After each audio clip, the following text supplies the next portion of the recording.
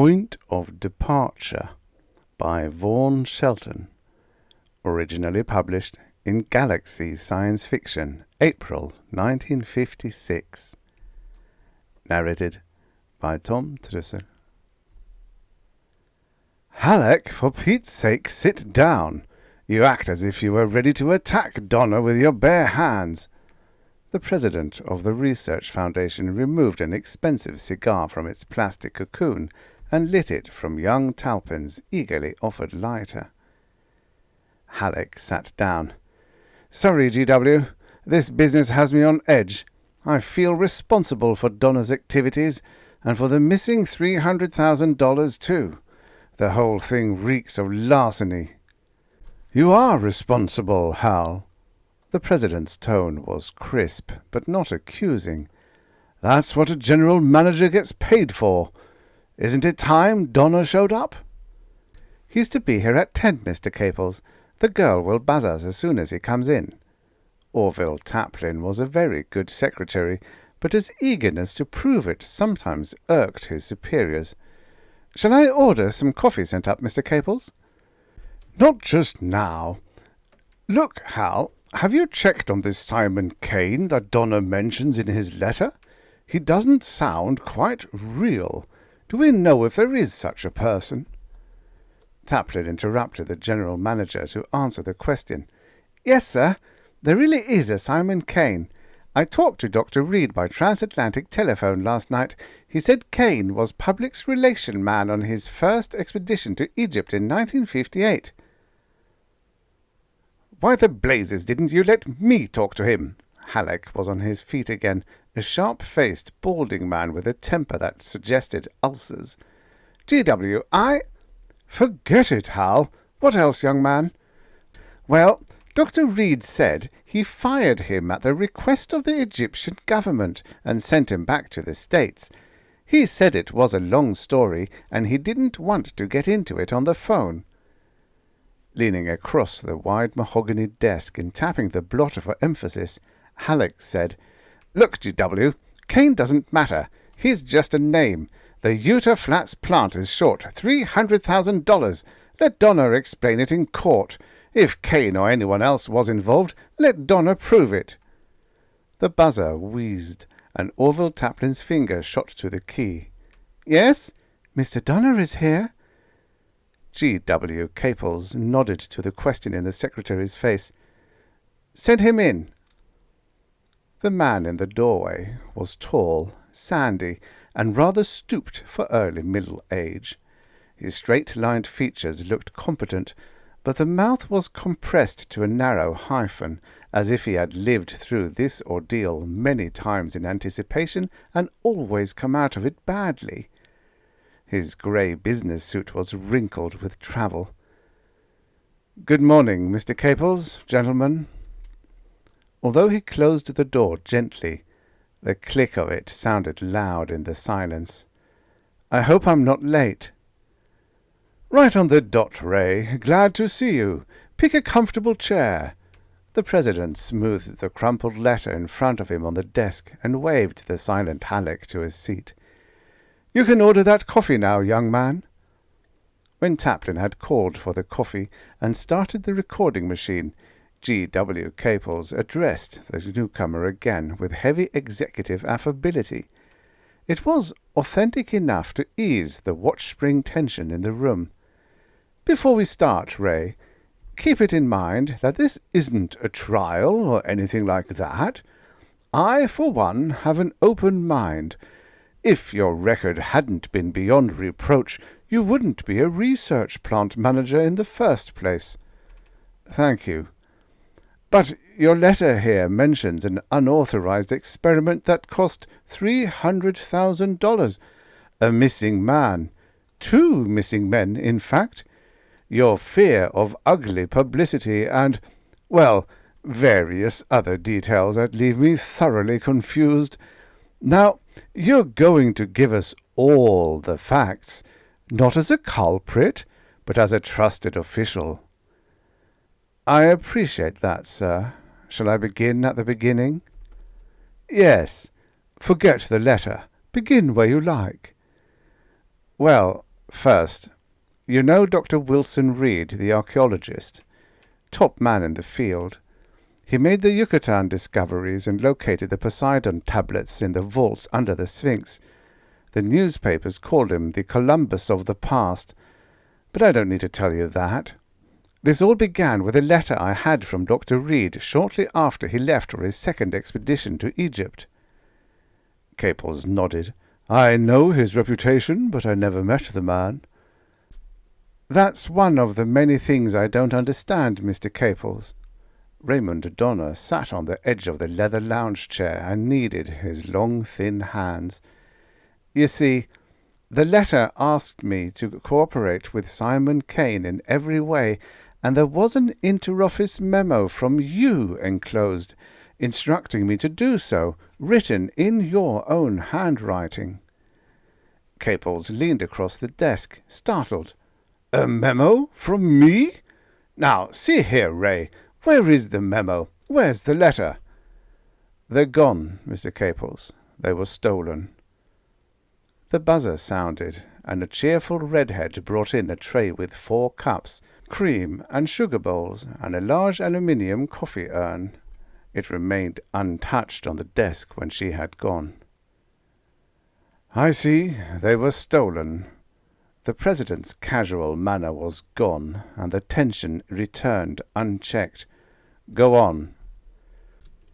I'm sorry, sir, but the letter and memo were the keys to the whole business, and I want to remind you at the beginning that I'm not a scientist or an aviation engineer, but an administrative officer.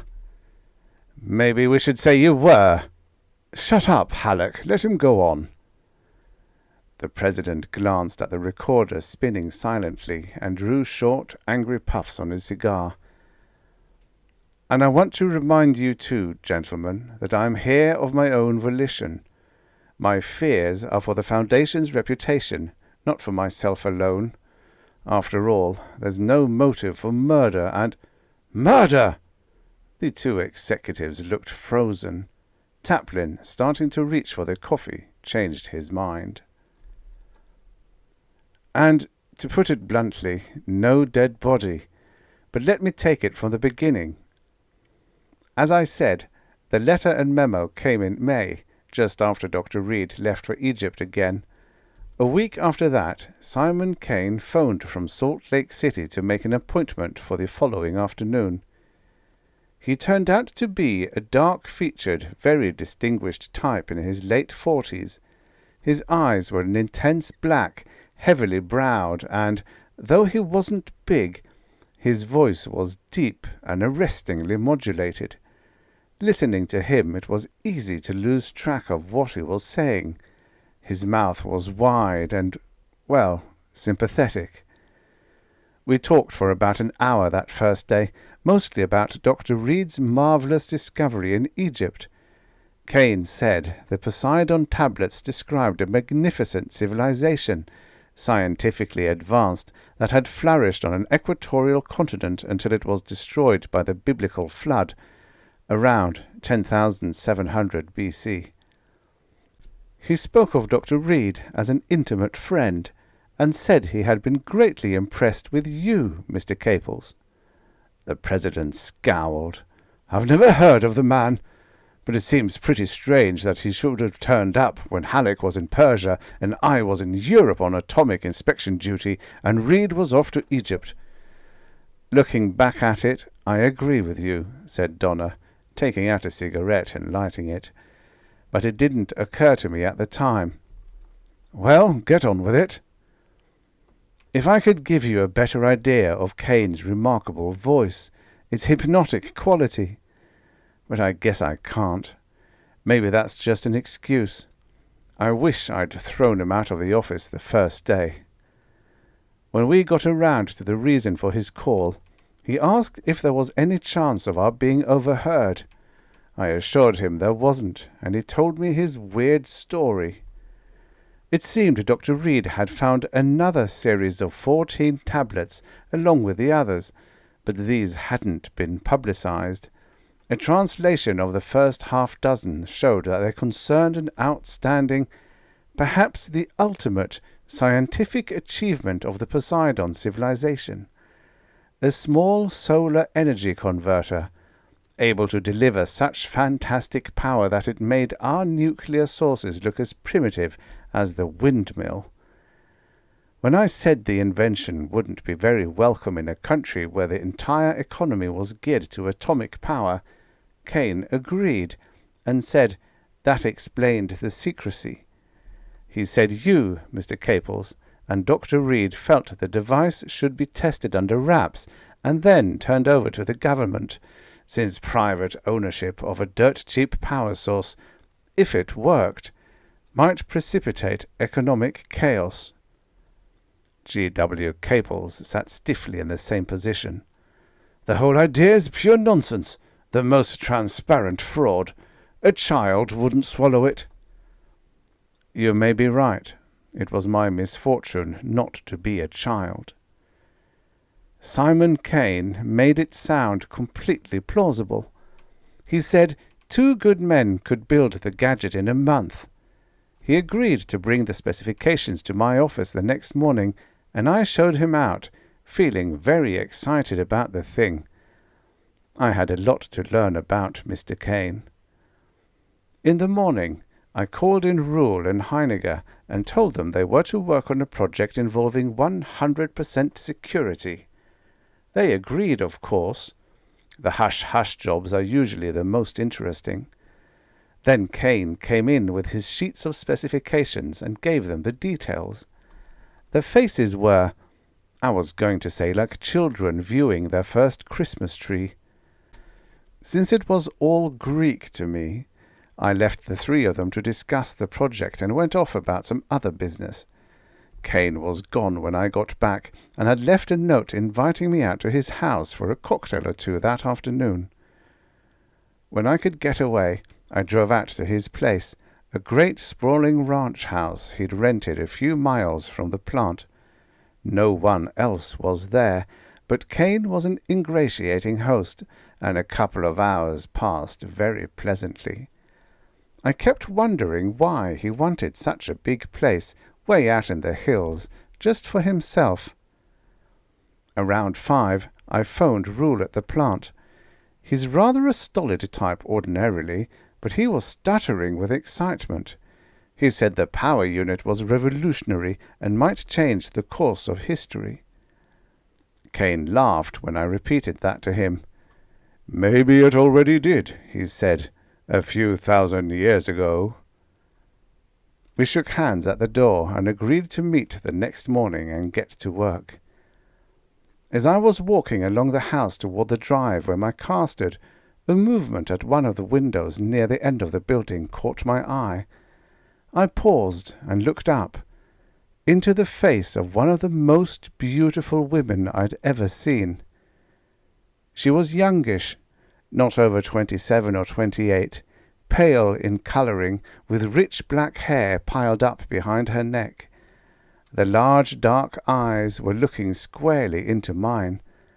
I must have stopped and stared for several seconds, for, in addition to her beauty, I thought I saw a great dread written in the girl's face. Then she was gone. All the way home I kept wondering why Simon Kane hadn't mentioned the woman in his house. The silly thought that she was being held captive there kept coming to me, no matter how often I dismissed it. Caples poured a cup of coffee and made a face when he sipped it. "Donna, I don't know why you have to ornament this yarn with hypnotic-voiced villains and captive girls. Can't you just tell us if your expensive gadget worked?" Halleck slumped glumly. Taplin fluttered over the cold coffee and ordered some more. "The device did work, Mr. Caples.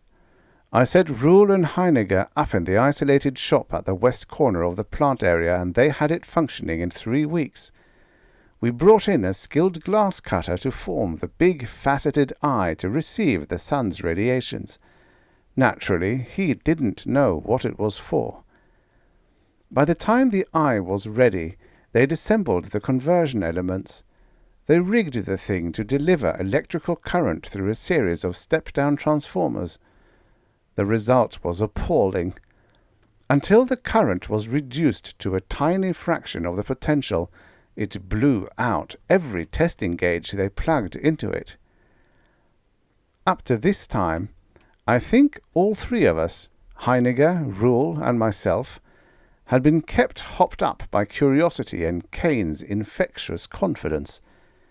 Now it was evident that something incredible had been produced. Think of it. 2 men could lift the converter between them, yet its potential was as great as any atomic pile we have. "It sounds crazy." Caples was getting restless. "Are you sure you didn't dream all this, Donna?" "The story will sound great in court, but it doesn't account for the $300,000. Halleck's laugh was thin, with no amusement in it. The buzzer sounded. "Here's your hot coffee, Mr. Caples," said Taplin. When the girl had gone again, Donna continued patiently, speaking in Halleck's direction without anger. So far, we had spent less than $3,000, including salaries, materials, overhead, everything. The experiment seemed to be finished. I wrote up my report and showed it to Kane before filing it in the project folder with Reed's letter and the memo and everything else concerned. I supposed Kane would be on his way east and I'd be expected to verify his statement of the results. But he didn't come in to say goodbye. One morning I stopped in at the isolated shop and found Heiniger still working with a power unit. Naturally, I asked what he was doing. "Getting it ready to mount in the projectile, Mr. Donner," he said. I said, "What projectile?"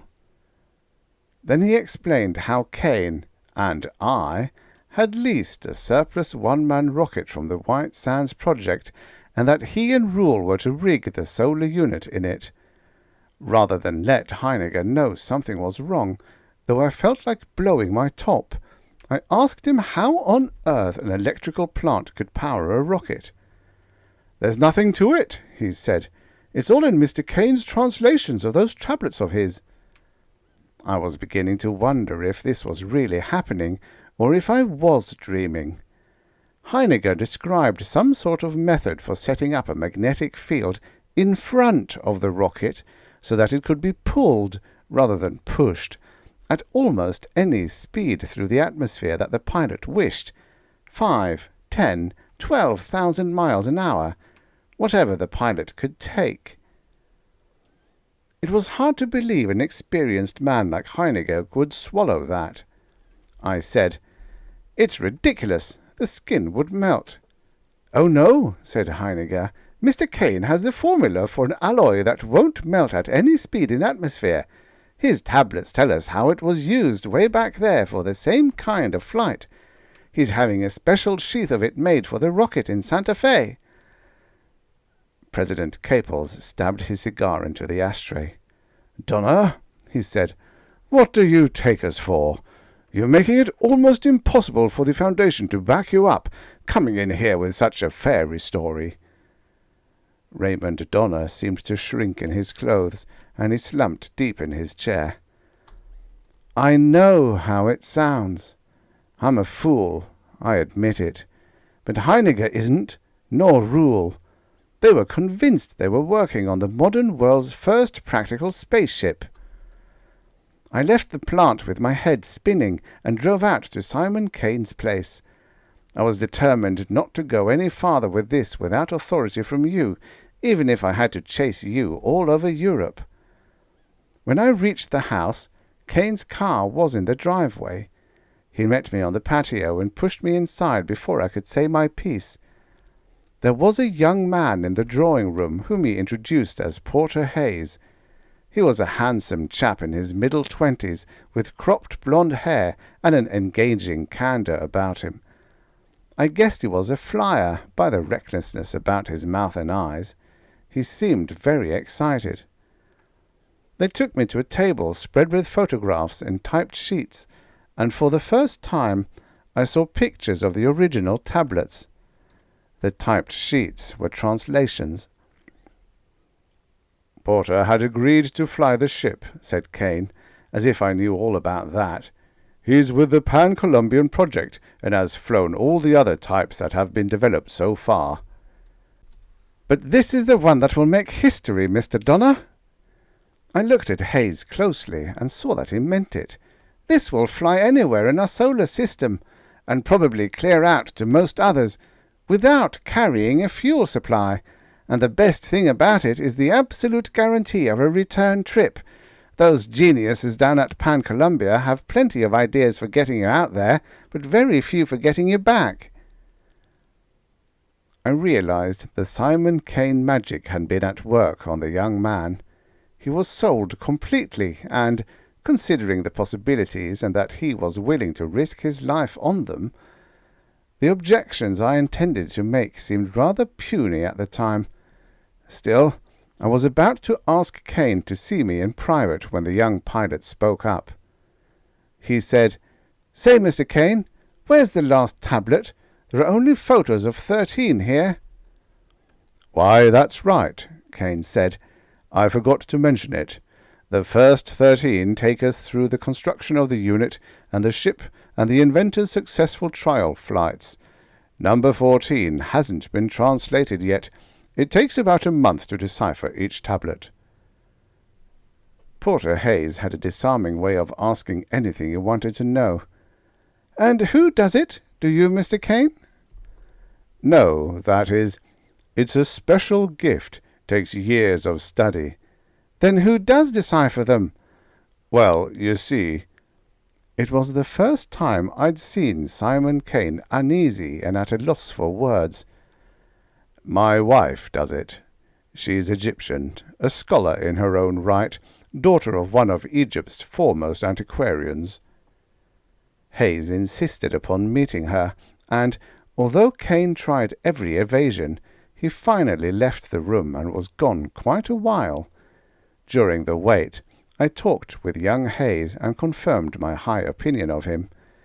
I wondered how he'd react to Mrs. Kane if she turned out to be the beautiful girl I'd seen in the window a few weeks earlier.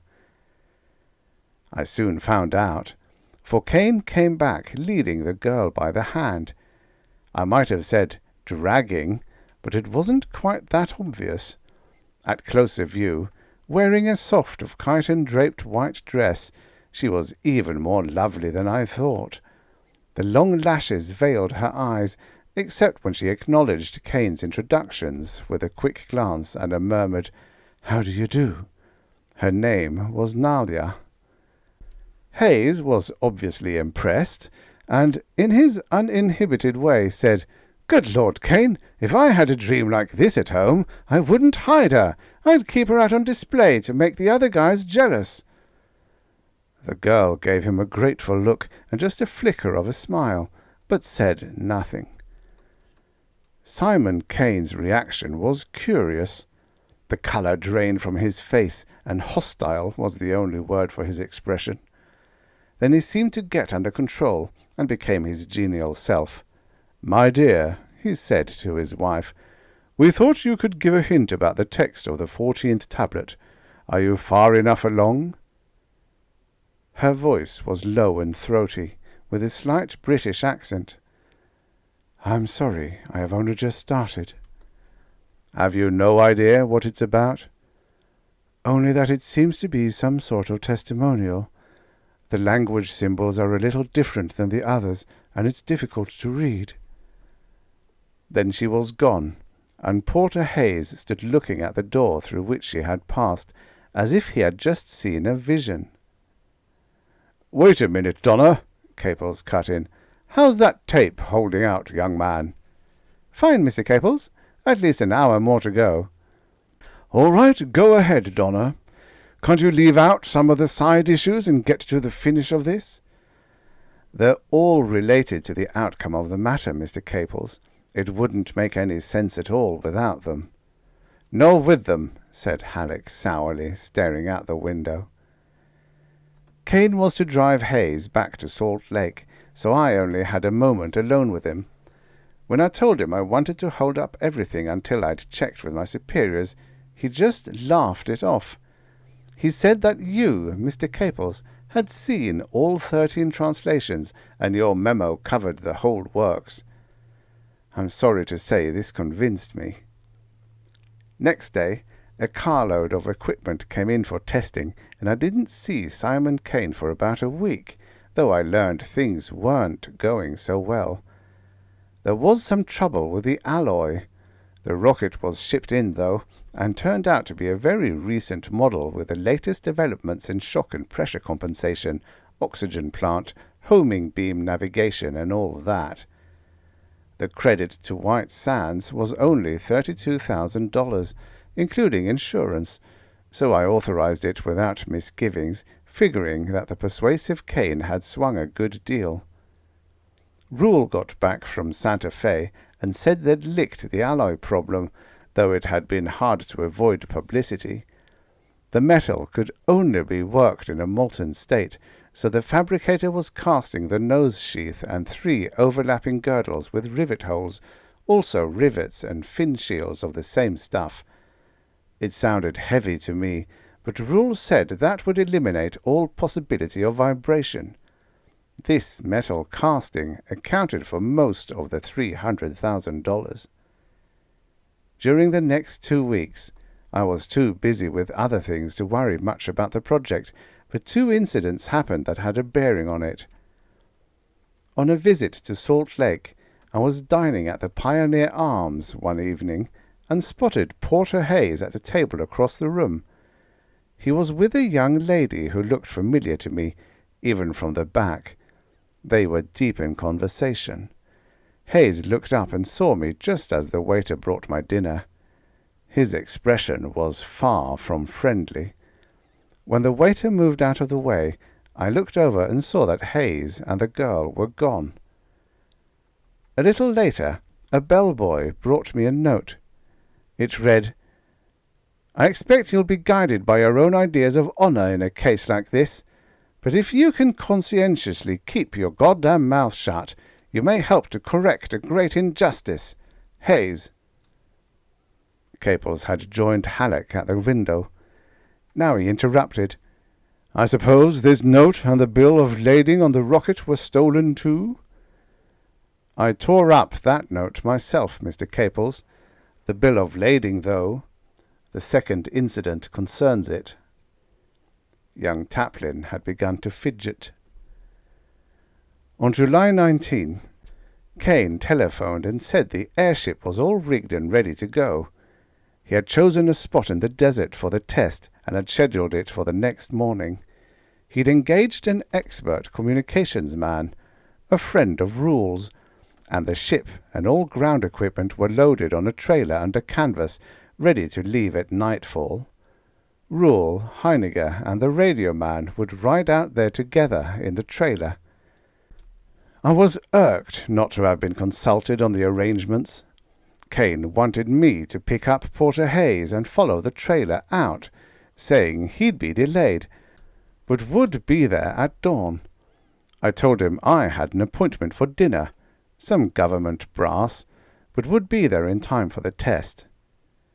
Kane seemed to become furious at this. He railed about the lack of cooperation and how he'd had to work out the details of the project almost single-handed, in spite of a clear directive from my superiors.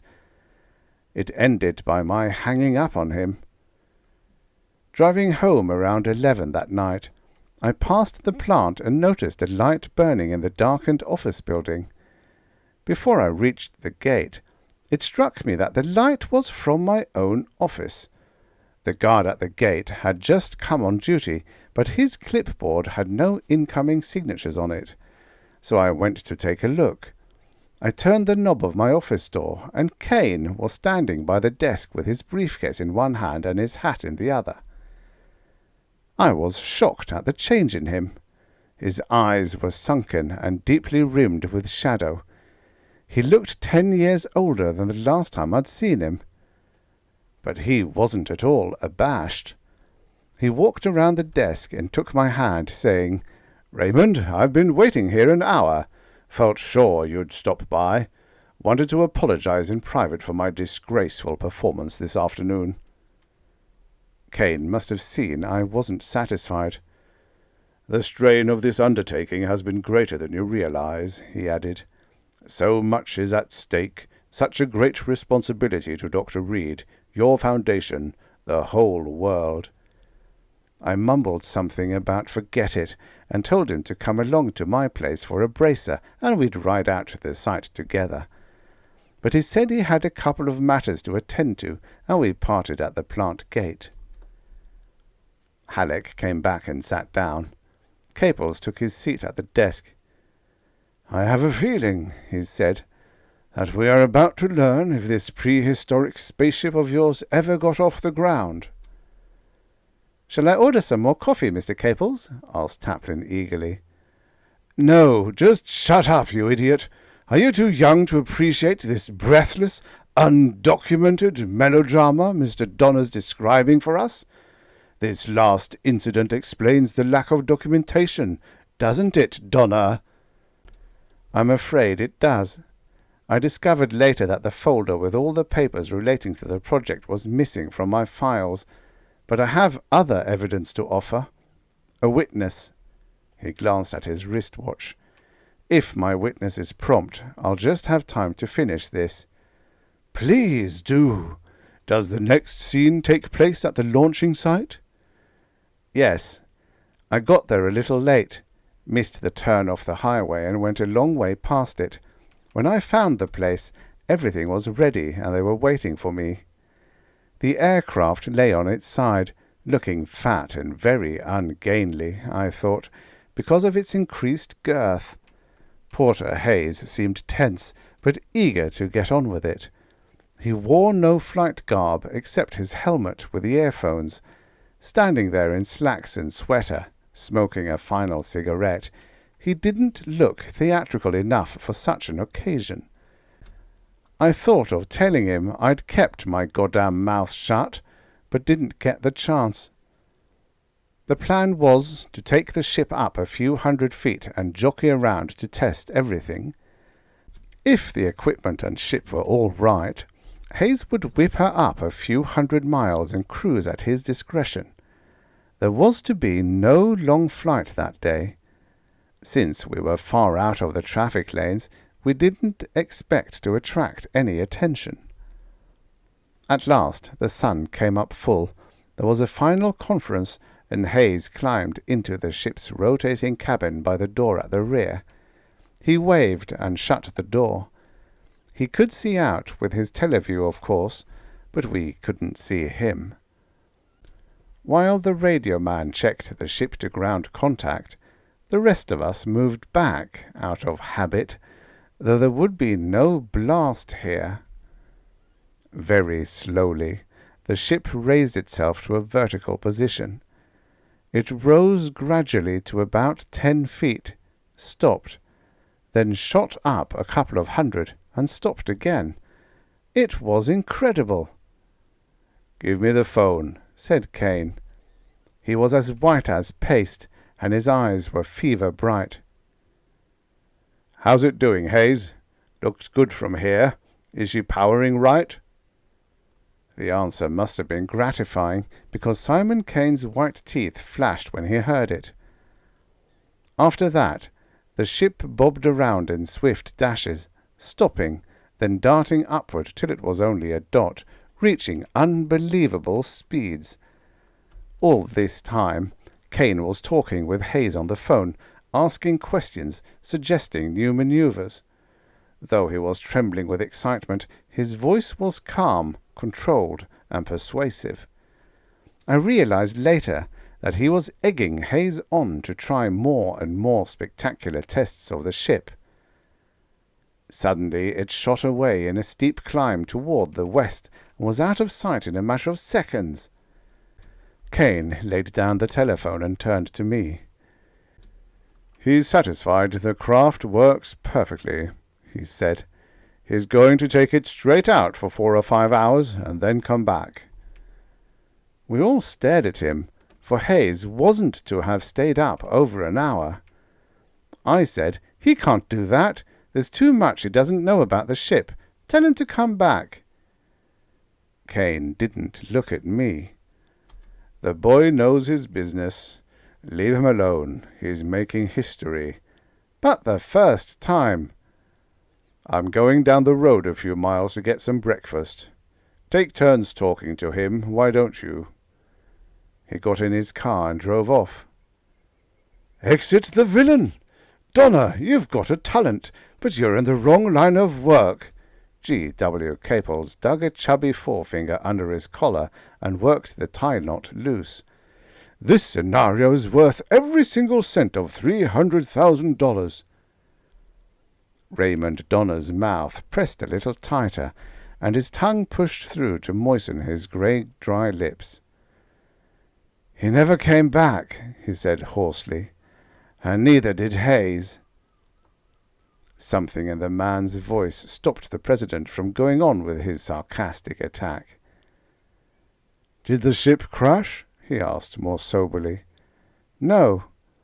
It just flew away and never came back." The silence hung like a shroud. All three of them, even the self-conscious Taplin, stared at Donner. "We talked to Porter Hayes in turns. We begged him to come back, but he just laughed and said he was having the ride of his life. After about 2 hours, his voice faded out suddenly, and that was the end of it." "How long ago was this?" 4 days. "Have you notified the authorities, the police, or, well, anyone?" "No. I've been putting it off. You see, Hayes gave us no hint of any trouble. The others are still sitting out there in the desert waiting for him, trying to make radio contact. The ship carried a standard survival kit with 7 days' rations and water. If he's had no operational trouble, Hayes could stay out at least a week." "And what about Simon Kane?" demanded Caples. "When Kane didn't come back by noon, I went to look for him. On the way to his home, I stopped at the office on a hunch and discovered the records were missing. At last it began to penetrate that there was something rotten in Denmark. Dusk had fallen, and there were no lights in the Kane house when I got there. No one answered the doorbell. I called and pounded, and finally climbed in a window to look for signs that the Kanes had packed and left. There were none. Everything was in order. Then, as I was leaving, I heard a knocking sound from the end of the building and traced it to the last room on the west side, a sort of study. The knocking came from a locked closet. The key was gone, so I had to smash the door. Nalia Kane was sitting on the floor, staring at me without seeming to see me. She looked frightful, with her hair awry and her eyes red and glassy. She sort of moaned as I helped her up. "Did it happen? Did he fly the ship?" I said, "Yes, but something's wrong. Where is your husband?" The girl seemed to go all to pieces, turning her head from side to side and repeating, "Oh no! Oh no!" Then she collapsed. I drove her to the hotel in the nearest town and called a doctor I knew. He said she had emotional exhaustion, needed rest rather than hospital care, and gave her a strong sedative. When I got home, I stayed awake long enough to write that letter to you, and then fell into bed. The phone woke me around 10 the next morning. It was Rule, calling from a gas station on the highway. He said Hayes wasn't back yet, and promised to call again at 5. I mulled the whole thing over all day, trying to sort out the facts, but they just wouldn't add up to anything. When Rule called again with the same bad news, I decided to come on east and get it off my chest. It's all beyond me. I don't know what to do." Donner searched in his pockets and pulled out a cigarette pack. It was empty, and he crumpled it absently. Halleck patted his own pockets, but couldn't find any. "Now take it easy, Ray," said Caples, walking around the desk with a humidor and holding it open. "This is the weirdest thing I've ever heard. Yet I think I believe you. Leave it to you solid types to foul up on a grand scale. How about this witness you mentioned?" "On the train. I wanted more time to think, so I didn't fly here. It occurred to me how flimsy this would all sound without your memo or anything else to back it up. I couldn't even prove the tablets ever existed. In Chicago, I phoned Nalia Kane. She was much better and quite calm. When I told her the spot I was in, she agreed to take a plane in the morning and try to be here at 11:30 today." Taplin's finger darted to the key panel, but Caples brushed him aside and opened the circuit himself. "This is Mr. Caples.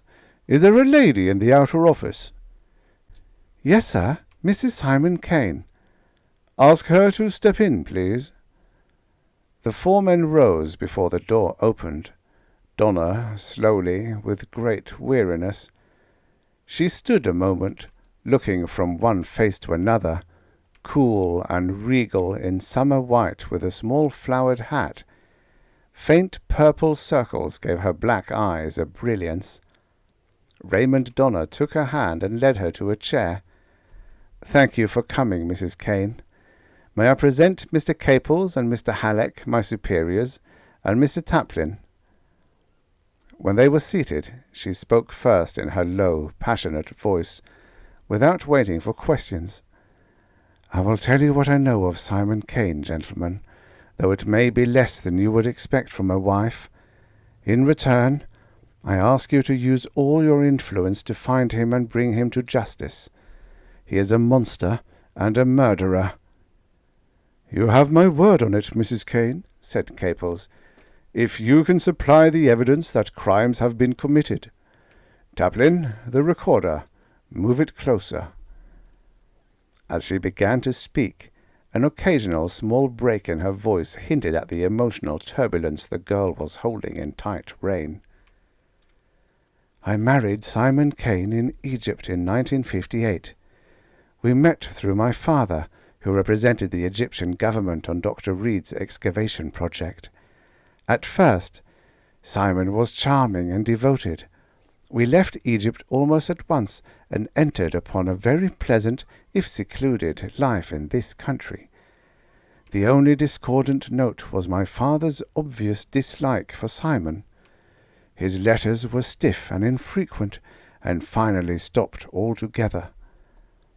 One day, after we had lived here for about 3 years, my husband brought home 2 heavy cases and called me in when he opened them. These cases contained the 14 tablets that Mr. Donner has probably mentioned. Simon told me Dr. Reed had turned them over to him to be deciphered. I knew at once that this was not true, since Dr. Reed is one of the world's foremost students of ancient writings and would have prized the tablets too highly to let my husband carry them around in his car. When Simon asked me to make the translations, I refused. He became nearly insane with rage, and finally told me he had persuaded my father to help him steal them a few weeks before our wedding.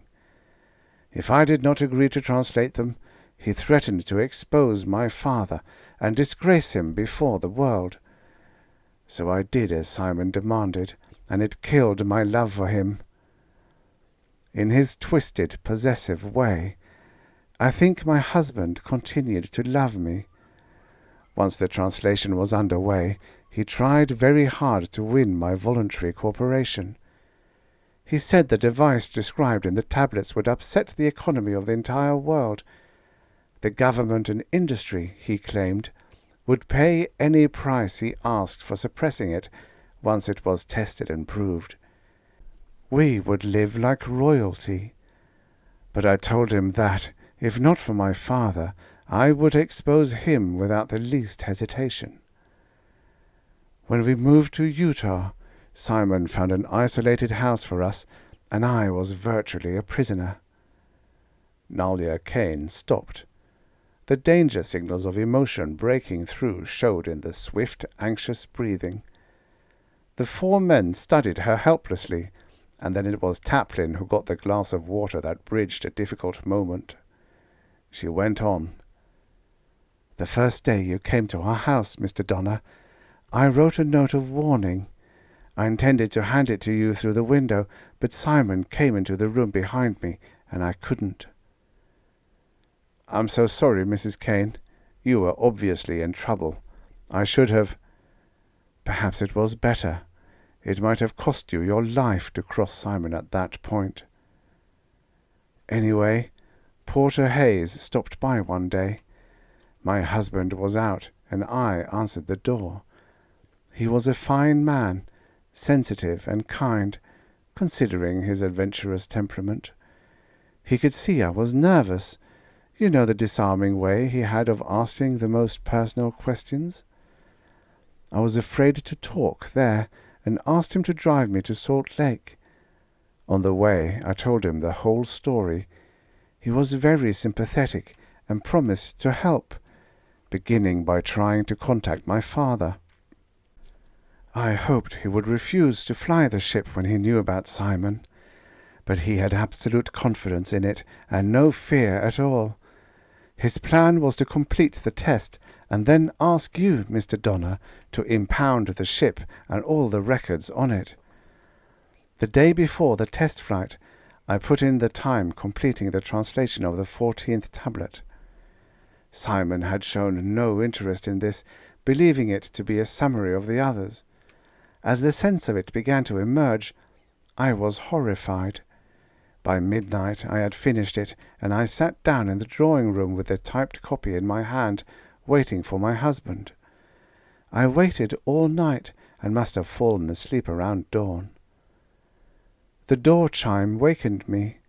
It was a messenger with a note from Porter, Mr. Hayes. A newspaper friend of his in Cairo had been checking, and discovered that my father had been dead 6 months. The circumstances of his death were curious, and Mr. Hayes suggested contacting the Cairo police as soon as the flight was over. This news was a terrible blow, but the moment I read it, I was free of Simon Kane. I went to the phone and asked the operator for the police. While I was waiting for the connection, there was a slight sound behind me. I turned, and Simon was crossing the room. He was in his dressing gown. He must have come in while I was dozing. I ran for the door, but he caught me and pushed me into a chair. When he had hung up the phone, he read Mr. Hayes's note without saying a word. His face was terrible, and I knew I was in danger. Then I saw that the typed copy of the 14th tablet was gone.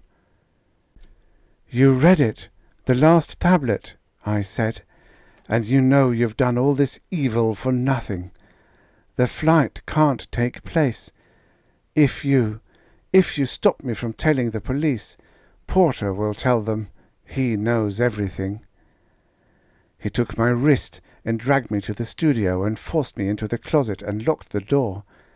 I could hear him crumpling and burning papers for a long time.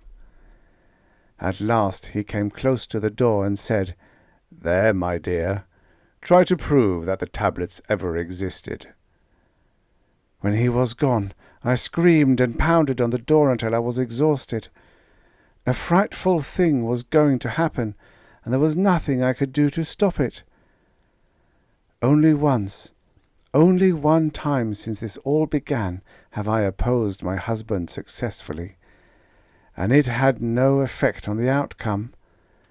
When I typed up the text of the last tablet, I made a carbon copy and put it in my handbag. I have it here.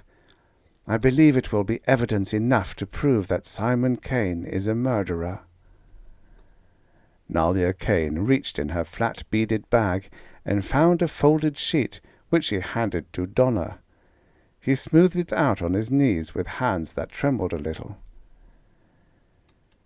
"May he read it aloud, Mrs. Kane?" asked Caples. "Certainly, if he wishes. But the first part is technical data on a flight by an inventor named Axtell. The last 2 paragraphs contain the evidence I am offering you." Donner nodded and ran his finger down the sheet. He read, "The foregoing record is accurate, and we acknowledge Axtell's superlative contribution to science. But we must admit that his greatest contribution is in the proving of an axiom. Where ultimate force is involved, it is better to know none of the laws than to know most of them." On the 4th day, the aircraft returned from far space to the point of its departure. It was in excellent condition, but empty. Nothing remained of Axtell but merely his clothing and his ring. Nalia Kane covered her face with both hands and sobbed noiselessly. The 4 men all gazed at the paper as it rustled in Donner's quivering hand. Presently the buzzer ripped the silence like the tearing of a shroud. After the second sharp buzz, G.W. Caples tripped the switch and croaked, "Yes?"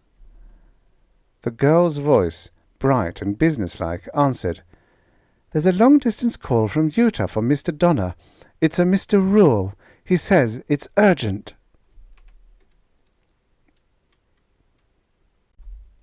The end. Subscribe for your daily stories of futures past.